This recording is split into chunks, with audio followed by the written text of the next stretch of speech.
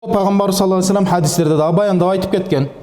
Kimde kim Ramazan ayında farz orozonu karmap jatıp gündüz unutup kalıp je bilbestен je içip ala turgan bolsa, orozosун ulay bersin, hakikatta Allah Taala'nın kursagын toygozup suusundugун kandırıptır dedi. Demek orozosu buzulbayt. Mınday nerse barыбыз деле кездешет. Ramazan ayının algaçkı gündöründө, birinci, ekinci gündöründө unutup kalıp kээде je içip alasın. Эми ошондон анан суроо беришет. Унутуп жеп ичип алыпмын, эмне болот? Орозоңузду уланта бересиз. Hakikatta Allah Taala sizди жедирип ичирип койду. Орозоңуз бузулбайт. Себеби дегенде унутуп билбестен жеп ичип алдыңыз. Кээде инсандар унутуп жеп ичип алып, эми орозом бузулуп калды дейт экен дагы. Кечке жеп ичип жүрө берет экен. Эми бүттем бүгүн. Бир күн берип коебуз дейт экен дагы. Бир күн казасын өтөп коем дейт экен да, жок. Унутуп жеп ичип алдыңбы? Болду, уланта бер кайра. Кайра жеп ичти улантпа. Болду, эми болорча болду дейм деп туруп, эми аягына чейин бир жолу жыргап алба. Токтот дагы ошол жерден кайра уланта бер. والأكل هو إدخال الشيء إلى المعدة عن طريق الفم وهو عامل يشمل ما ينفع وما يضر وما لا ينفع فيه ولا ضرر.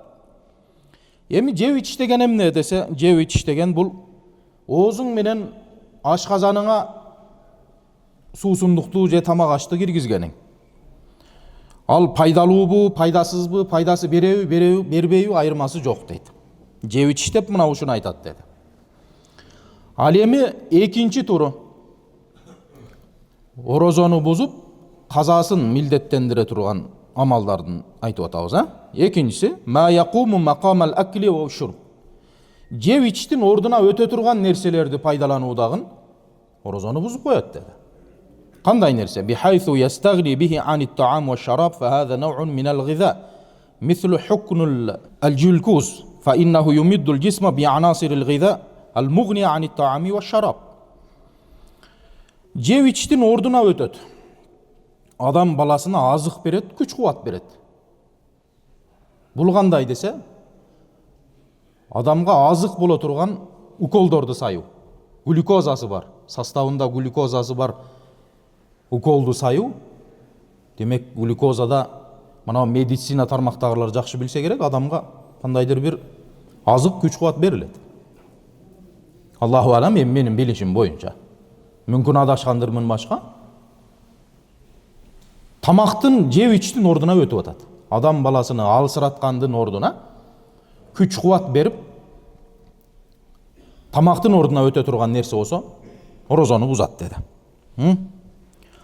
Үчүнчүсү тааммудул кай атайлап кусуу дагы орозону бузат дейт. Кан юдхилу усбуаху ау яакулу хаббата лил кайи qabla waqti as-siyam ثم قاء في زمان الصيام أو شم رائحة خبيثة أو حرك بطنه أو أي فعل فعله بنفسه ليخرج ما في جوفه أما من غلبه القيء فلا قضاء عليه ولا كفارة بلا خلاف. Атайлап кусуу деген бир манжасын оозуна тыгып ичиндеги нерсесин чыгарып салуу Рамазандын күндүз күндөрү. Же болбосо кандайдыр бир жаман жытты сезип, же болбосо ич өтүп кыйналып чыгарып салайын деп атайлап кусуудагын орозону бузат деди. Ал эми атайлап эмес, көңүлүңүз айланып, кандайдыр бир жыттан, кандайдыр бир нерселерден көңүлүңүз айланып, сиз атайлап куспасаңыз дагы кусулуп кете турган болсо, бул орозо дагы бузулбайт, кафарат дагы болбойт деди. Төртүнчүсү ал-хайду ва нифас. Аял кишилерге этек киринин келип калышы, нифас каны булардын бардыгы орозону буза турган амалдардын бири. فمن حاضت أو نفست ولو في لحظة الأخيرة من النهار فسد صومها وعليها قضاء هذا اليوم بإجماع العلماء. Кайсы бир аял киши этеккири келип кала турган болсо, акыркы күндөрүндө болсо деле, же болбосо бир күндүн ооз ачарга жакын болсо дагы көрүп кала турган болсо, анын орозосу бузулат, оозду ачыш керек. Бул ижмаул улама дейт. Анан ошол күндүн казасын өтөп берет деди. Бешинчisi taammudu khurujul mani bi shay'in yumkinu at-taharruz minhu bidun ijma' kal mubashara wal mas wa takrar an-nazar wal istimta' bil yad wa nahwu zalik. Эми шариятта уялуу деген нерсе жок. Жамаат, мындай нерсени ачык эле жеткирип айтып койбосок, көпчүлүк карапайым элге кээ бир маселелер жетпей калышы мүмкүн. Ал эми ушул орозону буза турган нерселер жөнүндө атайын бир сабак кылып уюштура турган болсоң, көпчүлүк келбейт. Анан мынандай бир умуман баяндар айтылып аткан мезгилде кээ бир нерселерди ачык айкын эле айтабыз, анан через сүр эле такыбалык кылып, эми мечитте дагы ушундай сөздү айткан туурабы эми деп иренжип атсаңыз, кулагыңызды жабып турсаңыз өтүп кетет. 1-2 мүнөт. Муну ачык эле айтышыбыз керек, орозону буза турган нерселердин ичинде кээ бир аялдарга жана эркектерге тиешелүү маселелер дагы бар. Жок эмес. Такыбалык кылам десеңиз, кулакты жабып турсаңыз өтүп кетет, айтып өтүп кетебиз, бирок билип алганыңыздар жакшы. Рамазан айында күндүзү, кечинде эмес, аял менен жыныстык катнашка барып коюу дагы орозону буза турган амалдардын бири. Же болбосо атайлап уруктукту эркектер чыгаруусу дагы орозону буза турган нерселердин бири болуп аталат. Эми буларга терең кирбейли. Үстүттө эле бир сыйра айтып койдум, барыңыздарга маалым. Анан кээ бир маселелер түшүнүксүз болбосо жумадан кийин кабинетиме кирсеңиздер дагы кененирээк түшүндүрүп берем иншалла. 6-нчысы маннавал ифтар ва азама алейхи ва хува мутааммидун батала саумуху ва иллам яакул ау яшраб. Бир адам оозду жауып, Рамазандын күндүзү оозумду ачам деп бекем ниет кылып койду. Бузам орозону деп ниет кылып койду да. Оозумду ачам dedi. Атайлап. Анын орозосу бузулат эгер жеп ичпесе дагы дейт. Себеби бекем ниет кылып койду. Ачам бүгүн dedi. Болбой калдым dedi. Чыдабайт окшойм dedi. Анан кандайдыр бир себептер менен уланта турган болуп калды, ал бекем ниет кылып алды эле, орозосу бузулат дейт. Себеби ниет кылып алды, жеп ичпесе дагы. Вал каулур раджих аннаху иза лам яъзам алал ифтар валакиннаху тараддада ла ябтулу саумуху. Туурарагы дейт. Ал адам эгер оозумду ачам деп бекем ниет кылбаса, бирок экеленип, шектенип тура турган болсо, анын орозосу бузулбайт dedi. Быйыл тута албайт окшойм, ачы бере берет окшойм. Не кылсам экен деп турса, орозосу бузулбайт. Бирок бекем ниет менен мен бузам болдум, тутпайм дей турган болсо, анын орозосу бузулат dedi. Лианнал асла бакаин ния. Себеби дегенде эң негизгиси буда ниеттин бекем калгандыгы. Эгер шектенип турса дагы, ниеттин бекем калгандыгы себебинен анын орозосу бузулбайт dedi. 7-нчиси ар-риддату анил ислам. Динден чыгып кетүү дагы орозону бузат. Бир мусулман адам, Алла өзү сактасын, Рамазан айында орозо кармап жатып, күндүзү исламдан кайтып кете турган болсо, анын орозосу бузулат dedi. Кандай эми? Мүмкүн ошол адам атайлап исламдан чыгышы мүмкүн. Өз ыктыяр менен.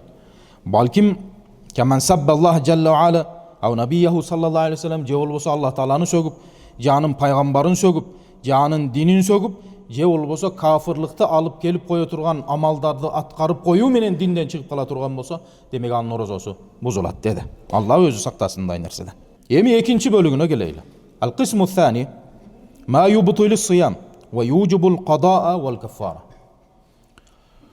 Орозону дагы бузат. Казаны дагы важип кылат, каффарат берүү дагы милдет болот дейт. Кайсы амалдар эми булар? Жогоруда биз айттык, орозону бузат, казаны милдеттендирилет дедик. 7 түрүн айттык ан нерсе. Кайсы нерселер орозону бузат, анан казасын милдет кылат. Эми экинчи туру, кайсы нерселер орозону бузат, казасын дагы милдеттендирилет, каффарат дагы важип, милдет. Каффаратын бериш керек, иштарабын төлөө бериш керек деген маселе. Al-jima' huwa al-fi'lu al-wahid alladhi yubtilu as-siyam. Жыныстык катнашка барып коюу бул орозону бузат. Ва юджибул када вал каффара, казасын дагы бересин, каффаратын дагы төлөп бересин дейт. Жыныстык катнашка барып коюу күндүзү.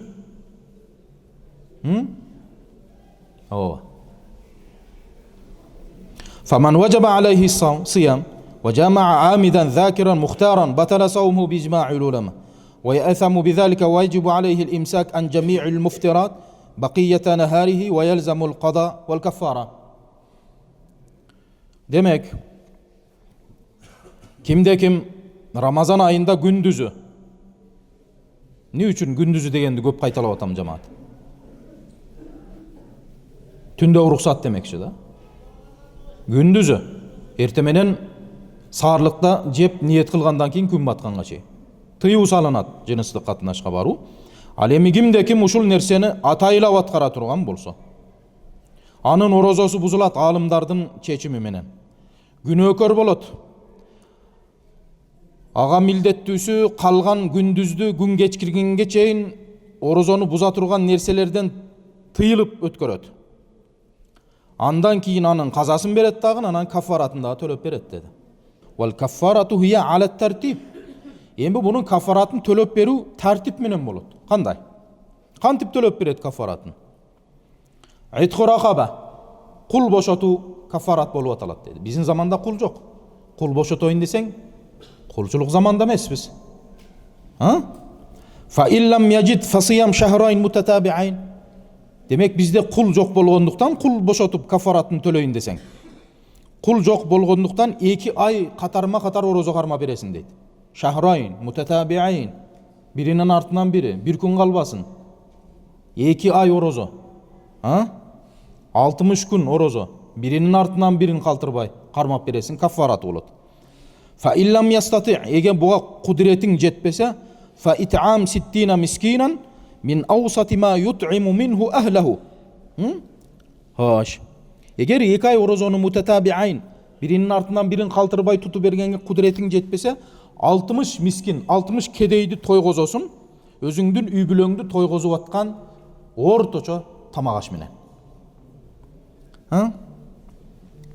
Демек 60 мискин. Кафараты кандай болот дедик? Кафараты же 2 ай орозо кармап бересиң, биринин артынан бирин калтырбай. Эгер буга кудретим жетпейт десең, анда 60 мискинди тойгозосуң. Кандай деңгээлде тойгозосуң? Кааласаң 60ты бир күндө тойгозуп койушуң мүмкүн. Болот. 60 мискинди чогултуп туруп бир күндө тойгозуп койсоң. Же болбосо күндө бирден тойгозуп 60-ын 60 күнгө берсең дагы боло берет. Кафараттан ушинтип кутуласың дейт. Мына ошондуктан мына ушул нерселерге кудрети жетпеген инсандар мындай нерселерден Рамазандын күндүзү тыйылганы абзел болуп аталат. ولا يصح الانتقال من حالة إلى أخرى إلا إذا عجز عنها. Эми жанагы кафаратты берип аткан мезгилде 60 күн орозо кармап берүү оңойбу же 70 мискинди тойгозуп берүү оңойбу деп нары бери боло бербей бирөөсүн кармайсың. Бир карасаң орозо карма берейин деп баштадың бир жума. Кудурет жетпей калды 60 күн тутуп бергенге. Кой эми бул болбойт экен деп туруп анан 60 мискинди эле тойгозуп коеюн деп 60 мискинди 30-уну тойгозуп туруп 30га дагы кудурет жетпей калат окшойт деп нары бери ойной бербейсиң дейт. Бирин карма ошону аягына чыгарып бер дейт. Бул шариат маселелери жамаат. Ман жамаа фи нахари рамазан насиян ау мукрахан ла яжибу алейхи шай илля ал-кадаа факат дейт. Кимде-ким Рамазан айында күндүзү унутуп калып же мажбур жыныстык катнашка барып кое турган болсо, буга эч нерсе милдет болбойт, казасын гана берет деди. Казасын гана берет деди. Андыктан биз айтабыз, эрте менен саарлыкты жеп ниетти кылып оозду жапкандан кийин сиздин шариятыңыз тыюу салган нерселерден Кур'ан сүрөттө, сүннөттө көрсөтүлүп, пайгамбар саллаллаху алейхи вассалам сүннөттө адам баласы орозо кармаганда кайсы нерселерден тыйылыш керек, кайсы нерселерге уруксат берилген, ушуларга аябай бир көңүл буруш керек. Эгер тыюу салынган нерселер болсо, анда ал нерсеге аябай бекем көңүл буруп туруп, ошол нерседен сактанганыңыз жакшы.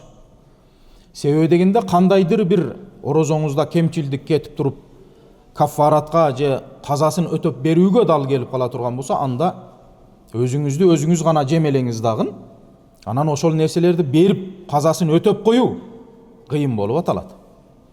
Андыктан биз айтабыз, келиң эрте менен сохурду жеп кечке чейинки убакытта тыюу салынган нерселерден аябай өзүңүздү бекем сактан. Кийин өкүнүп калбаңыз дагы, сиздин кармап аткан орозоңуздун кабыл болушунда бир шек күмөн пайда болуп калбасын деңгээлде шарият ушул нерселерди үндөп, кызыктырып айтып келет дагы. Бүгүнкү тема бизде мына ушул боюнча болду. Орозону бузуп коюучу нерселер жөнүндө.